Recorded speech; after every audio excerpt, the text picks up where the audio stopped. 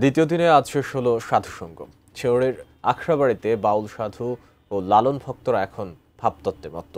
তবে রাষ্ট্রীয়ভাবে সাঁইজিকে স্মরণে উপেক্ষিত হলেন বাউল সাধুরা, উঠেছে এমন অভিযোগ। কুষ্টিয়া প্রতিনিধি শরীফুল ইসলামের পাঠানো তথ্য ও ছবি নিয়ে ডেস্ক রিপোর্ট।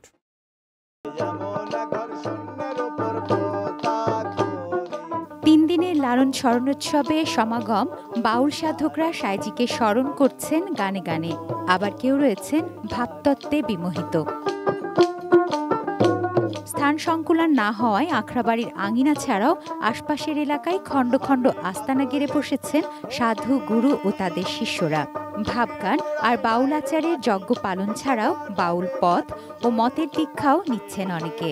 তবে রাষ্ট্রীয় আচারে সাধু সঙ্গের নিজস্বতার হানি ঘটার অভিযোগ রয়েছে সাধুদের। অ্যান্টিব্যাকটেরিয়াল অ্যাডিটিভ যুক্ত সেরা ওয়াটার ট্যাঙ্ক বিশুদ্ধ পানিতে ব্যাকটেরিয়া জন্মাতে দেয় না।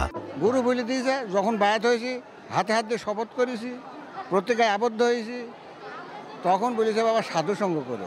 রাষ্ট্রের কাজ হলো ব্যবস্থাপনা, আর মানুষের হাতে সেই ব্যবস্থাপনা বা সেই আদর্শ বাস্তবায়ন।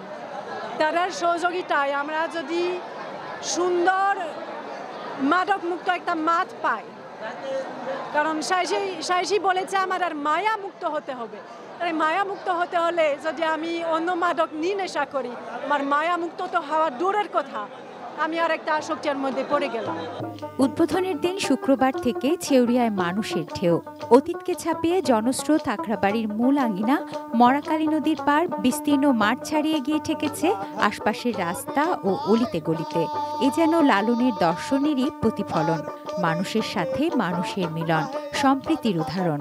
আমরা এই যে ঔপনিবেশিক আমলে আমাদের যে জাতিবাদী বিভাজন, যে বিভক্তি, পরস্পরের প্রতি যে সন্দেহ, পরস্পরের প্রতি যে অবিশ্বাস, এটা যেন আমরা কাটিয়ে উঠতে পারি।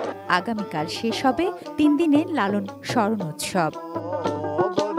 তুনা সিনা তুনু, ডেস্ক রিপোর্ট, এটিএন নিউজ।